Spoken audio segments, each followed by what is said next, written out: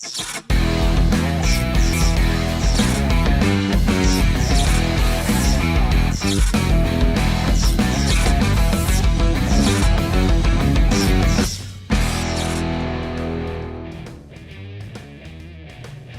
tal? Bienvenidos a X Podcast. Yo soy Flor Murga y hoy tendremos un especial episodio dedicado al Día Mundial de la Diabetes. Para ello, contamos con la presencia de 4 expertos del Instituto Guatemalteco de Seguridad Social. Inicio presentando a la doctora Agualuz Hernández, médica especialista en nefrología. Bienvenida. Mucho gusto, un placer estar el día de hoy con ustedes. También contamos con la presencia de la doctora Blandina Solís, médica especialista en nutrición humana. Mucho gusto, un placer estar con ustedes en este día. Contamos también con la presencia del doctor Kevin Portillo, médico especialista en medicina física y rehabilitación. Mucho gusto, es un placer estar aquí. Y por último, con el doctor Víctor Enrique Román Toro, médico especialista en medicina interna y endocrinología. Mucho gusto estar acá conversando. Nuestros expertos serán quienes nos van a compartir todo lo referente a la diabetes, esta enfermedad silenciosa que afecta a miles de guatemaltecos.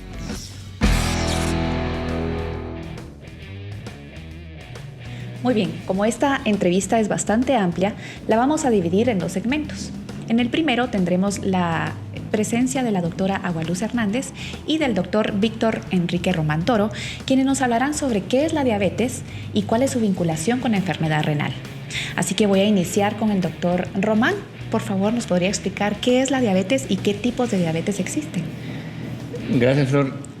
La pregunta de qué es la diabetes es un poquito difícil poder transmitirla o comunicarla a la teleaudiencia, en el sentido de que nuestro cuerpo es muy maravilloso en cómo funciona y necesita tener coordinación de muchos sistemas. El metabolismo es bien complejo, pero básicamente la glucosa, como se le conoce, el azúcar en la sangre, es nuestro combustible. En la diabetes lo que ocurre es que se empieza a elevar los niveles de glucosa en sangre por un mal funcionamiento, ya sea porque el páncreas no funciona bien o porque la insulina que produce el páncreas no funciona bien. El punto es que hay una elevación de los niveles de glucosa fuera de lo normal o muy alto, y eso es lo que lleva a las consecuencias de esta enfermedad. Entonces, por regla general, aunque hay otros subtipos y ya llegamos a la diabetes tipo 5, pero la más común es la tipo 2, la que se le conoce como la diabetes del adulto, que tiene que ver, por ejemplo, en términos generales, más con la obesidad. Y está la diabetes tipo 1, que es la que se le llamaba antes diabetes juvenil, la que se veía más en niños, ahora ya se ha extendido un poquito más. Pero en esta el páncreas ya no produce insulina y eso obliga a que la persona, el paciente, se tenga que inyectar insulina día a día, múltiples dosis generalmente, porque si no corre riesgo de tener una complicación grave y que tenga que terminar en un servicio de urgencias. Muy bien, doctor. Ahora, ¿qué es la diabetes mellitus? Se le llama diabetes mellitus, bueno, eso viene de un término griego. ¿Sí? Esta es una enfermedad que manifiesta el exceso de azúcar, las consecuencias del exceso de azúcar de forma crónica. Y se le llama mellitus porque en la orina se expulsa grandes cantidades de azúcar y eso le da un sabor, pues en la antigüedad que probaban la orina, pues por eso viene el término mellitus. Y diabetes viene del término que quiere decir sifón, porque la persona está orinando continuamente. Y básicamente es eso, que nuestra azúcar en sangre está elevada y eso tiene múltiples consecuencias para todos los órganos, ojos, riñones, etc. ¿Quiénes están en riesgo de padecer este tipo de diabetes, doctor?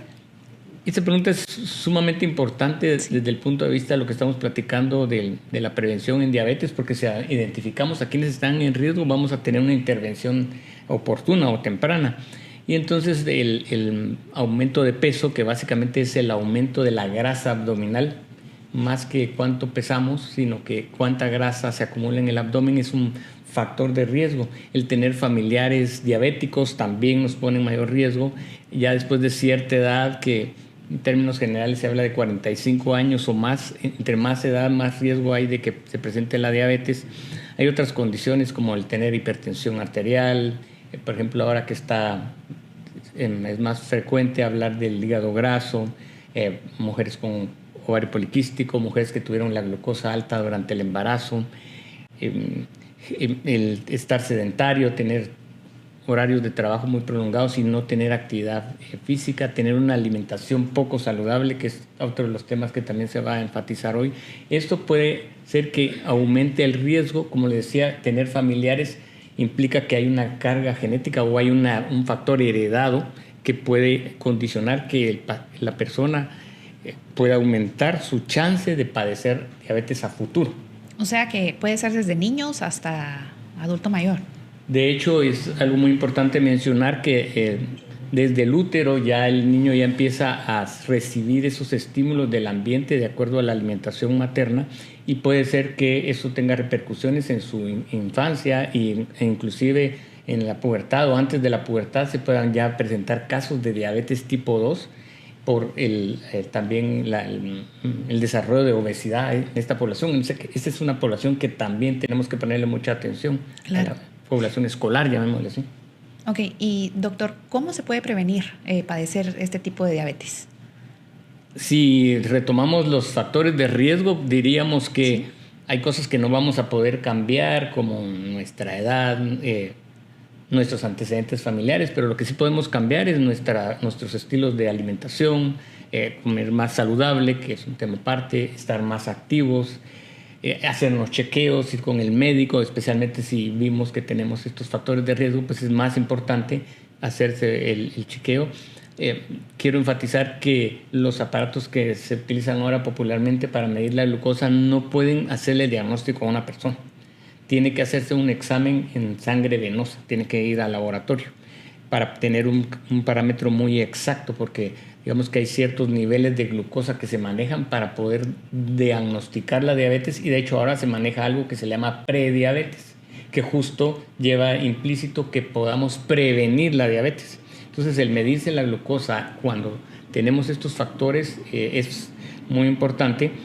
Asistir al médico, dormir bien, que es algo que no se menciona mucho, pero las pocas horas de sueño o la mala calidad de sueño también puede tener impacto, y por lo tanto cuidar nuestra salud, nuestra higiene del sueño es algo muy importante. ¿Qué otras complicaciones se pueden presentar a raíz de la diabetes, doctor? Este es un tema bien importante desde el punto de vista de la seguridad social o de los sistemas de salud en general, porque las complicaciones pueden acarrear cargas económicas en varios sentidos. Desde el punto de vista humano del paciente es las lesiones que pueden llevarlo a una invalidez total o parcial. Por ejemplo, de la vista, daño a la vista que puede provocar la diabetes mal controlada. Eso sí hay que enfatizar, porque si la diabetes está bien controlada, las complicaciones o se retrasan bastante o puede ser que no llegue a desarrollarlas el paciente.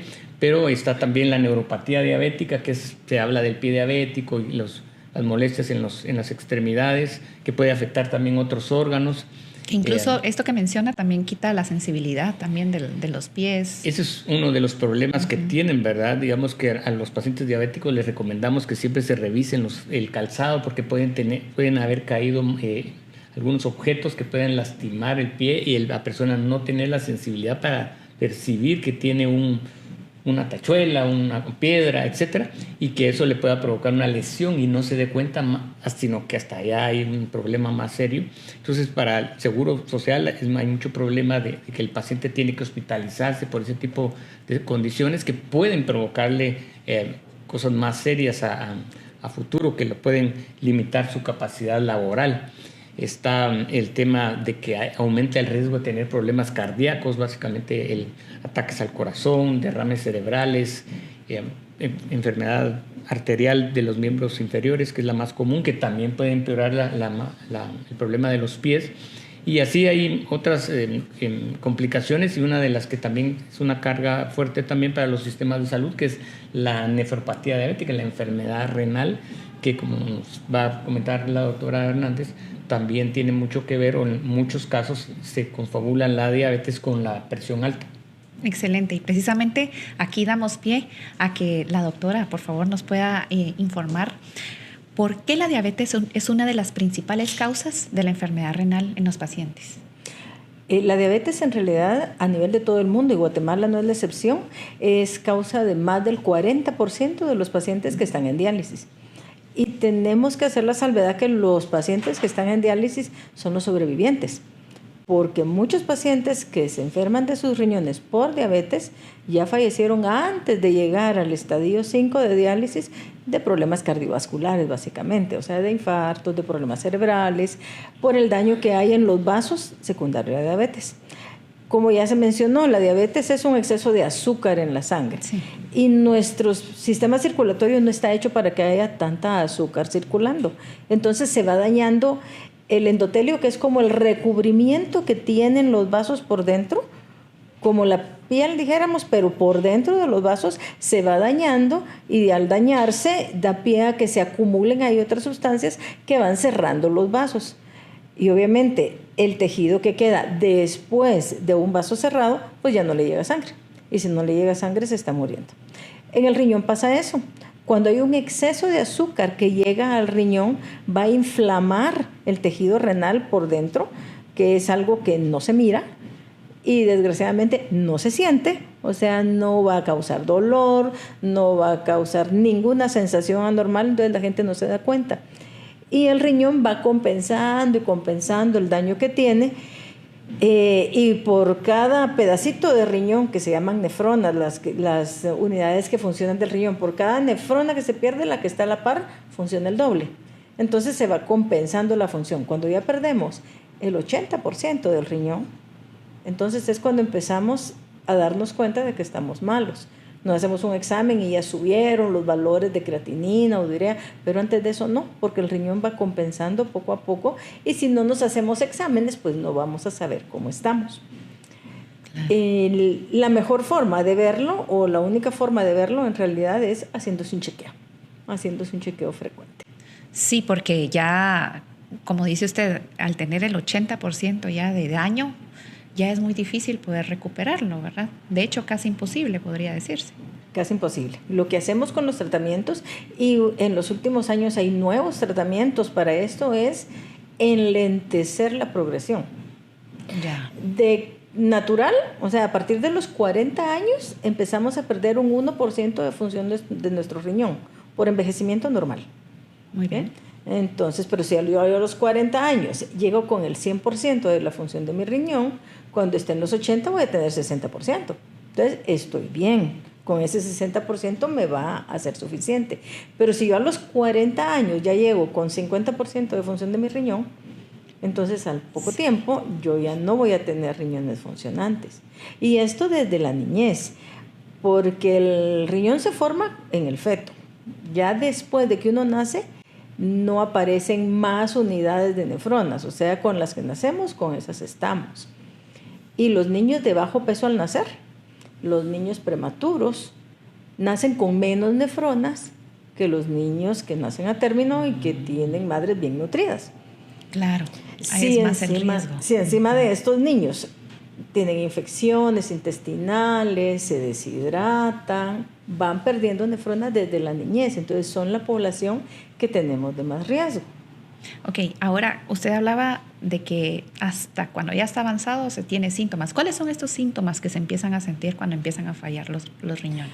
Lo que podemos empezar a ver, y tal vez no se espera hasta la pérdida del 80%, cuando el riñón está inflamado empieza a botar proteínas. Miremos las unidades funcionales del riñón como un colador. Muy bien. Un colador donde yo echo arroz para lavar y entonces sale la suciedad y se queda el arroz adentro. Ese arroz es la proteína. Cuando se inflama es como que ese colador se le rompieran pedacitos y entonces empiezan a salir los arroces. Entonces empezamos a botar proteína. Y la proteína, a simple vista, lo que miramos es espuma. Lo que pasa es que la gente muchas veces ni se fija cómo orina, ni se fija cuánto orina. Cierto. Entonces orina y espuma, echa agua, no se da cuenta, pues. Entonces, cuando empieza a verse espuma en la orina es porque el riñón está inflamado y porque ya estamos botando bastante proteína. Al principio solo se miran exámenes de orina y exámenes de orina especiales, o sea, busquemos proteínas en la orina, no un examen, cuando ya aparecen en el examen simple de orina que hay proteínas es porque ya hay bastante. Ya hay bastante, ok. Entonces el que tiene factores de riesgo, como el diabético, Sí. que tiene mucho factor de riesgo, debe pedirle a su médico que por lo menos una vez al año o cada 6 meses le haga un examen de proteínas en orina.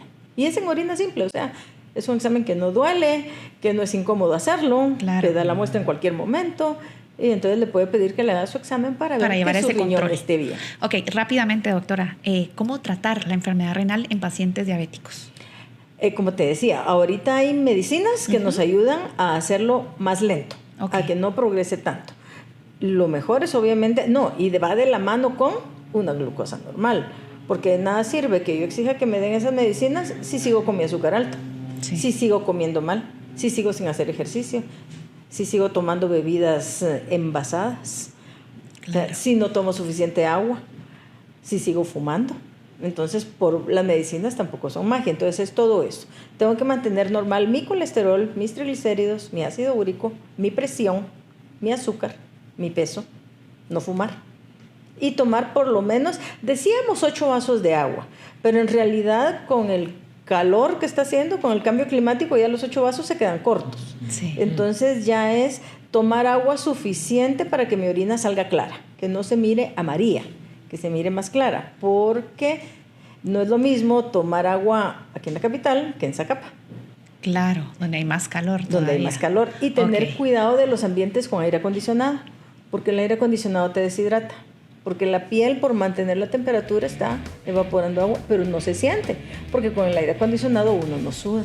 Claro. Entonces, cuando uno trabaja en oficinas, en lugares cerrados, los que trabajan en call center, entonces tener agua para estar hidratándose constantemente, porque pierden líquido sin darse cuenta. Muchísimas gracias, doctora. Bueno, este es el momento de hacer una pequeña pausa. Usted no le cambie porque regresamos con muchas más preguntas que es de su interés.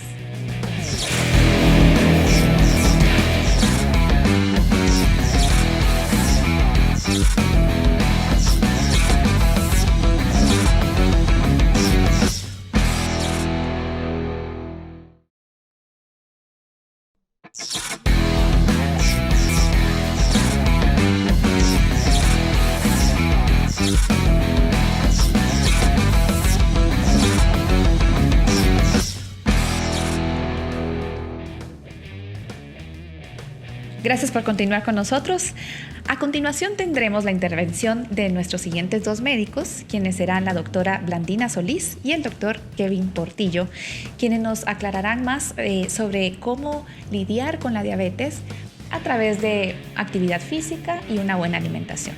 Así que voy primero con el doctor Portillo. ¿Sería tan amable explicarnos cuáles son los beneficios que uno obtiene a través de la actividad física? Claro, la verdad es de que esta respuesta va dirigida no solo a las personas con diabetes, sino que va dirigida a todos, porque al final de cuentas todos tenemos ese riesgo de poder tener diabetes en algún momento. Entonces, la actividad física es una de las bases principales para mantener una salud adecuada.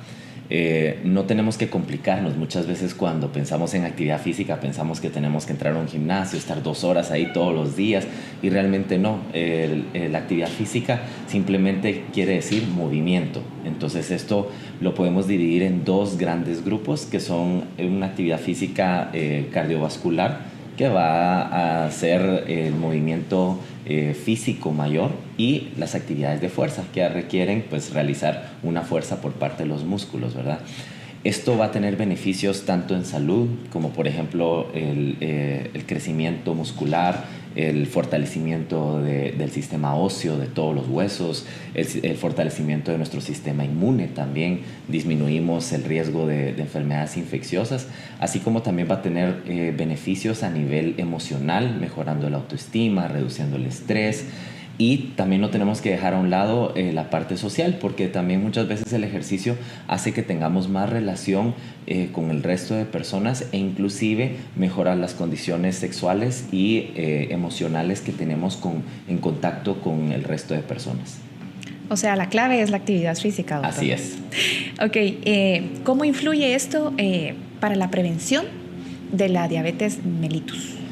Claro, los 2 grupos de tipo de actividad física que estaba mencionando se han relacionado positivamente con la mejora en el proceso de tratamiento y prevención de un empeoramiento de un cuadro de diabetes.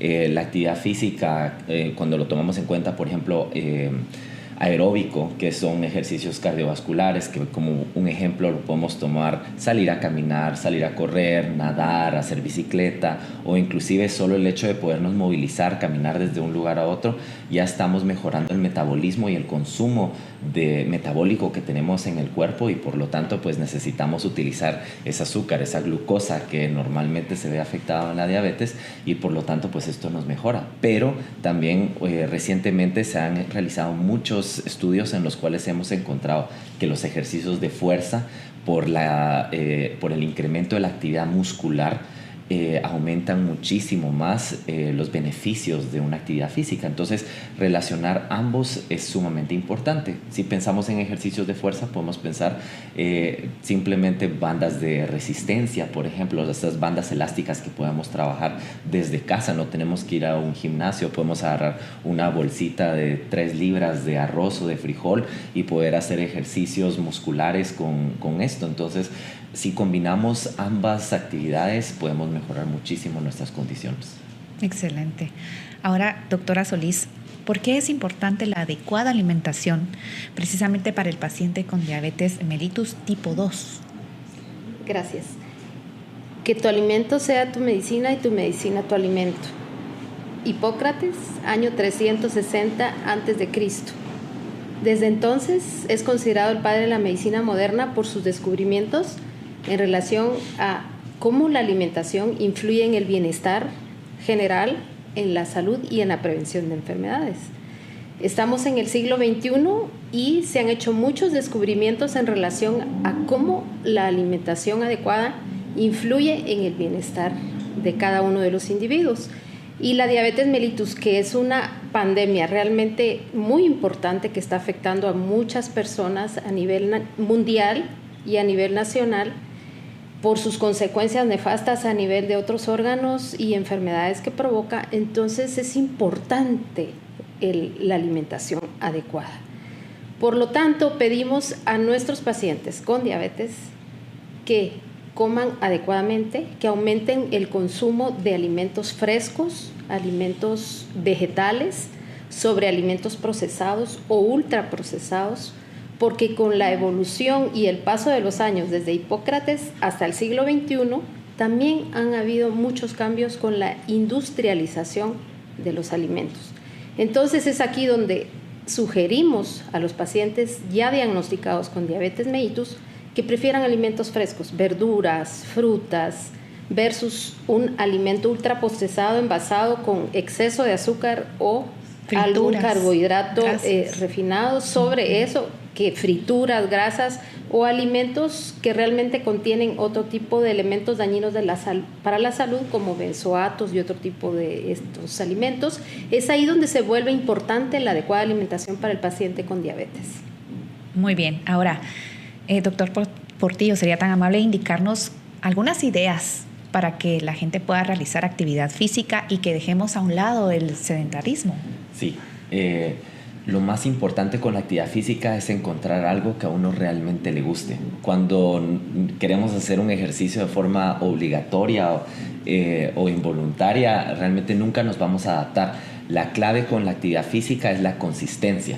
De nada me sirve ir al gimnasio 3 días y después pasar 3 meses sin haber hecho ninguna actividad física. Si encontramos algún tipo de actividad física que realmente nos guste, vamos a buscar hacerla y vamos a implementarla dentro de una rutina diaria de actividad.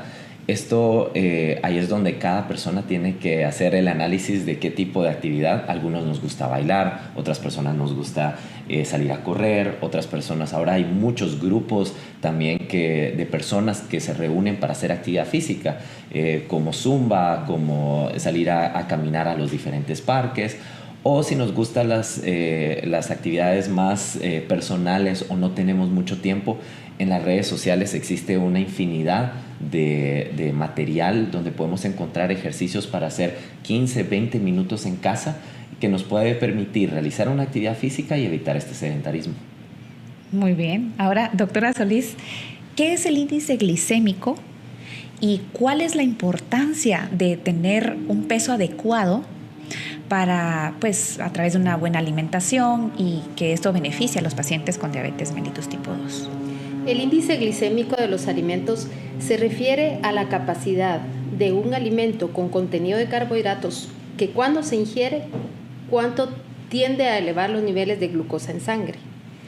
Esto se refiere sobre todo a cierto tipo de carbohidratos y el índice glicémico se clasifica de acuerdo al número en comparación con la glucosa, que la glucosa es 100. Entonces los alimentos con índice glicémico bajo tienen un número abajo de 55, está el medio de 55 a 69 y el alto arriba de 70. Por ejemplo, el índice glicémico de un aguacate es 10, pero de la sandía es 75. Entonces tenemos que aprender, hay mucho material de este tipo donde clasifican por índice glicémico los alimentos. Entonces tenemos que ser sabios para clasificar, para seleccionar los alimentos que vamos a ingerir. Por ejemplo, el frijol tiene un índice glicémico de 53 versus la leche que tiene un 32 de índice glicémico. Entonces tenemos que ser muy sabios y muy educados para seleccionar los alimentos, porque no por ser un vegetal su índice glicémico va a ser bajo. Porque vemos la piña tiene un índice glicémico de 63.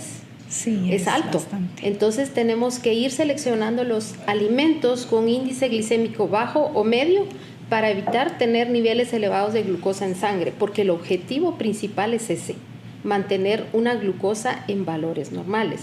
Ya los doctores que nos antecedieron hablaron sobre las complicaciones, sobre los niveles de glucosa elevados en sangre. Podemos controlarlos con una adecuada alimentación y una buena adherencia a los medicamentos y mantener un peso adecuado.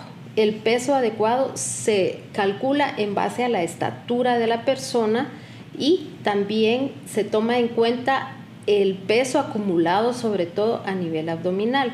Eso es muy importante de controlar para evitar tener complicaciones metabólicas, ya que la grasa que se acumula a nivel del abdomen es la que más riesgo de padecer enfermedades como hígado graso, como diabetes mellitus y otras enfermedades de ese tipo en los seres humanos. Y usted nos trae un ejemplo de cómo poder medirnos, ¿verdad? De cómo funcionaría este tipo de control que podemos tener para nosotros. Bueno, la circunferencia abdominal para los habitantes o los latinos para hombres es de 102 centímetros y para mujeres de 88. Mi modelo es un varón, entonces podemos utilizar una cinta métrica y se hace alrededor del abdomen a nivel del ombligo. Entonces podemos medir acá. Esta es la circunferencia abdominal del doctor. ¿La decimos o no? 90 centímetros. Está dentro del rango para un varón, que es de 102 centímetros. Entonces, es importante cuidar, no tener mucho tejido adiposo a nivel abdominal para evitar enfermedades crónicas y sobre todo las relacionadas con el metabolismo de la glucosa, que puede ir desde varios enfoques hasta una diabetes mellitus. Excelente. Gracias por ser mi modelo. Muchas gracias. Muy bien. Ahora, aprovechando también qué alimentos puede consumir y cuáles no debe consumir un paciente con diabetes mellitus tipo 2. Muy bien. Somos privilegiados de vivir en un país donde hay mucha producción de hortalizas. De hecho, creo que somos el proveedor para Guatemala y Centroamérica. Utilicemos alimentos frescos, vegetales sobre todo. Tratemos de evitar aquellos alimentos, como mencioné, que tengan un alto índice glicémico, que tengan un índice glicémico bajo y alimentos que no sean ultraprocesados, porque el contenido calórico es muy alto. Hay que evitar bebidas azucaradas, envasadas. Prefiramos agua pura. Ya sabemos que mínimo 8 vasos y puede ser más en áreas cálidas por las pérdidas insensibles de la transpiración y dependiendo de la actividad física también. Es importante también evitar esos alimentos que tienen alta cantidad de carbohidratos refinados. Entonces debemos preferir la fructosa de las frutas y debemos preferir también las harinas integrales. Importante preferir alimentos sin azúcar agregados porque esos evitan el deseo de comer más azúcar. Ustedes se podrán dar cuenta de que el diabético tiene limitado el consumo de azúcar, pero le gusta comer azúcar. Claro. Y entre más azúcar consume, más adicción, más deseos tiene. Entonces hay que limitar el consumo de azúcar para disminuir el deseo de consumir más azúcar. Y cuando la persona quiere comer mucho o quiere orinar mucho, significa que está descompensado. Hay que chequear sus niveles de glucosa. Muy bien. Y por último, ya un mensaje para que hagamos conciencia a las personas de que podamos ser activos, alimentarnos bien. ¿Qué nos podría compartir, doctor? La actividad física se ha encontrado que nos aumenta entre 5 a 7 años de vida si tan solo lo hacemos 2 veces por semana durante 20 minutos.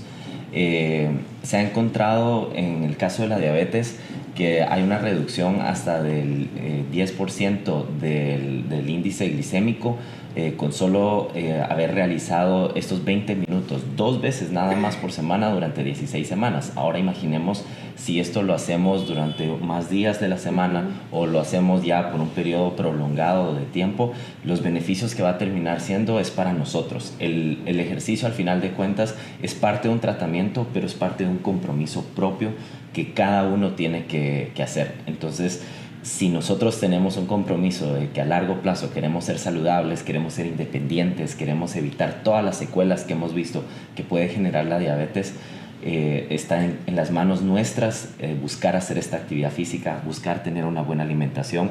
Son cosas que hacemos en el día a día. Entonces, si no cambiamos nuestro estilo de vida y nuestra mentalidad, que nuestra salud está en nuestras manos, nunca vamos, por más que como médicos podamos dar tratamiento, dar un medicamento, dar recomendaciones, si la persona no está consciente de que su salud está en sus manos, nunca vamos a poder notar ese cambio. Entonces, lo principal es tener ese compromiso de nuestra salud y buscar hacer estos cambios para mejor. Excelente. Les agradezco mucho por aportarnos toda esta información. Muchas gracias a ustedes. Gracias.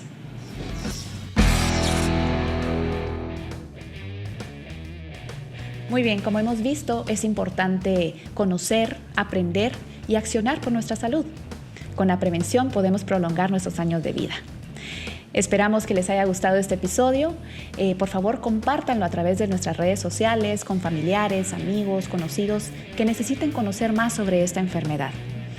Agradecemos la presencia de todos los doctores que nos acompañaron esta mañana. Muchísimas gracias por su presencia. Muchas gracias por la invitación. Y también agradecemos al área de promoción y prevención del Departamento de Medicina Preventiva de la Subgerencia de Prestaciones en Salud, quienes velan permanentemente por el bienestar de la población. Esto fue todo por hoy. Muchísimas gracias. Nos vemos en una próxima. Yo soy Flor Murga. Hasta luego.